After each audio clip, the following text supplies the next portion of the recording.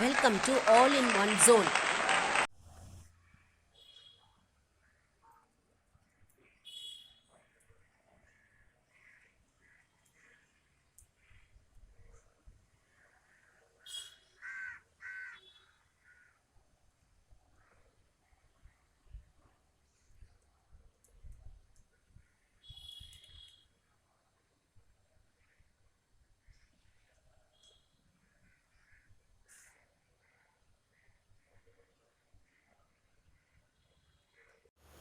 கத்திரிக்காய் கூட்டு செய்வதற்கு தேவையான பொருட்கள். நான் வந்து 1/2 கிலோ கத்திரிக்காயை வந்து நல்லா வாஷ் பண்ணிட்டு அலம்பிட்டு வந்து இந்த மாதிரி கட் பண்ணி வச்சுட்டுருக்கேன். பாருங்க, இந்த மாதிரி ஸ்கொயர் ஸ்கொயராக கட் பண்ணி வச்சுட்டுருக்கேன். அப்புறம் கொட்டைப்பாக்கு அளவு புளி எடுத்து வச்சுக்கணும். அப்புறம் வந்து வறுத்து அரைக்கிறதுக்கு தேவையான பொருட்கள். சீரகம் வந்து 1 ஸ்பூன் எடுத்து வச்சுட்டுருக்கேன். தனியா 2 ஸ்பூனு, தேங்காய் 3 வில்லை, அப்புறம் மிளகு 1 ஸ்பூனு, அப்புறம் மிளகாய் வற்றல் ஒரு 6, உங்களுக்கு காரத்துக்கு ஏற்ற மாதிரி 5ஓ 6ஓ எடுத்துக்கோங்க. அப்புறம் கடலப்பருப்பு 1 ஸ்பூனு, உளுத்தம்பருப்பு 1 ஸ்பூனு. இப்போ வந்து நீங்கள் இதெல்லாம் வந்து நம்ம வறுத்துக்க போகிறோம், வறுத்து அரைச்சிக்க போகிறோம்.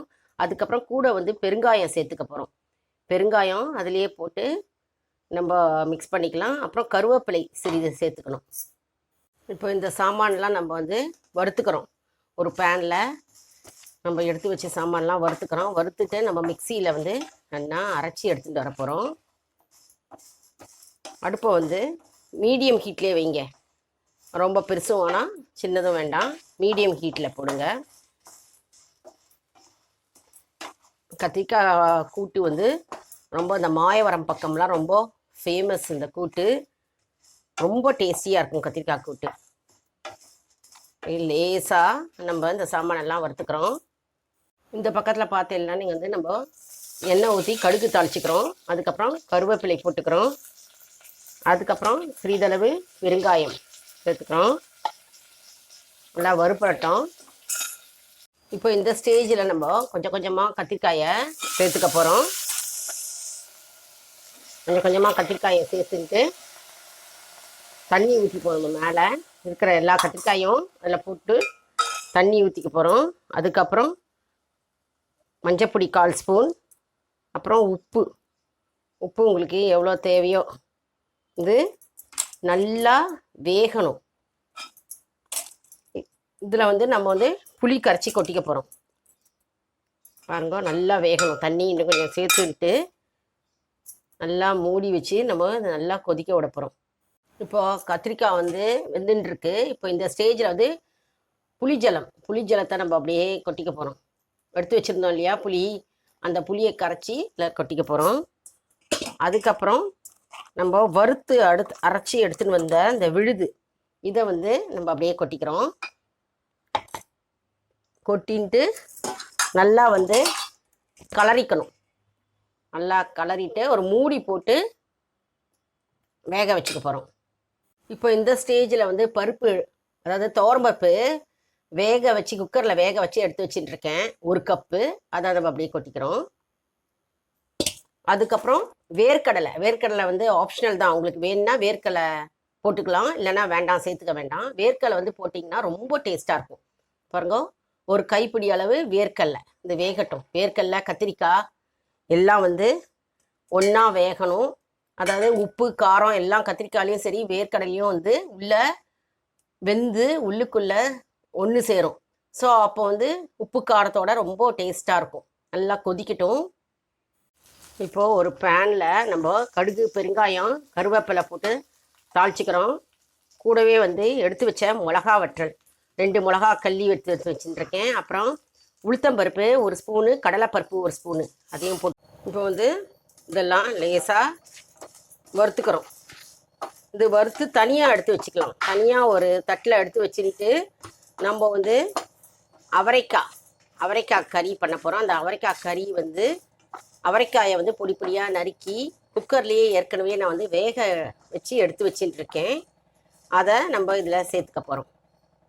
அவரைக்காய் கறியை வந்து நான் வந்து அவரைக்காவை நல்லா அலம்பிட்டு பொடி பொடியாக நறுக்கி எடுத்து வச்சுட்டுருக்கேன்.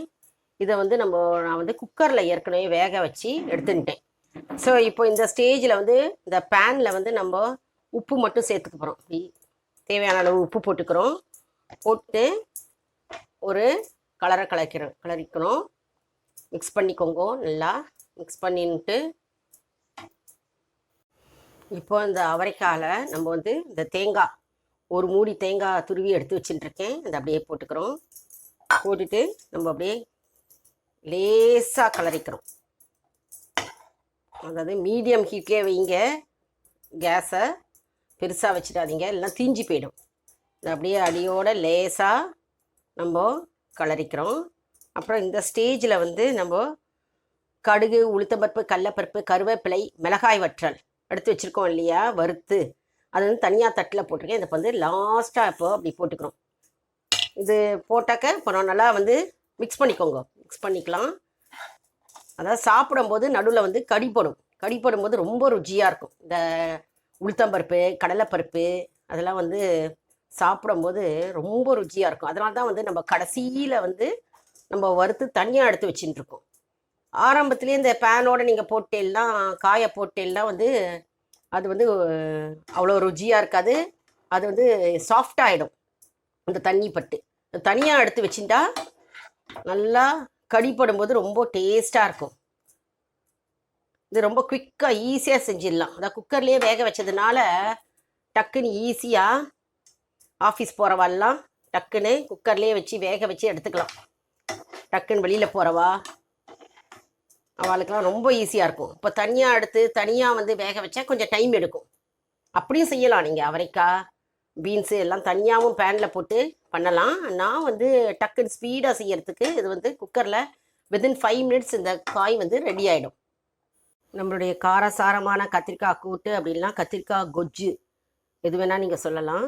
அது ரெடி ஆகிடுத்து பாருங்க. ரொம்ப காரசாரமாக ஃபஸ்ட் கிளாஸாக இருக்கும். உங்களுக்கு ரொம்ப பிடிச்சிருக்கும் இது. அதாவது இது வந்து கும்பகோணம் பக்கம், மாயவரம், அப்புறம் திருச்சி அந்த சைட்லலாம் இது வந்து ரொம்ப ஃபேமஸான ஒரு ரெசிபி இது. அடுத்தது பார்த்திங்கன்னா வந்து அவரைக்காய் பொரியல் வச்சுருக்கோம். அவரைக்காய் கறி எல்லாம் பொரியல். இது வந்து ரொம்ப டேஸ்ட்டாக இருக்கும். செஞ்சு பாருங்க. நீங்களும் செஞ்சு பாருங்க. செஞ்சு பார்த்துட்டு உங்களுடைய கமெண்ட்ஸை எனக்கு வந்து கமெண்ட் பாக்ஸில் தெரிவிங்க. லைக் பண்ணுங்கள், ஷேர் பண்ணுங்கள், கமெண்ட் பண்ணுங்கள். உங்களுடைய ஃப்ரெண்ட்ஸ் அண்ட் ரிலேஷன்ஸ்க்கு ஷேர் பண்ணுங்கள். அடுத்த வீடியோவில் வேறு ஒரு தலைப்புடன் உங்களை வந்து சந்திக்கிறேன். தேங்க்ஸ் ஃபார் வாட்சிங். If you like this video, give a like, subscribe to this channel and also share to your friends and relatives. Thank you.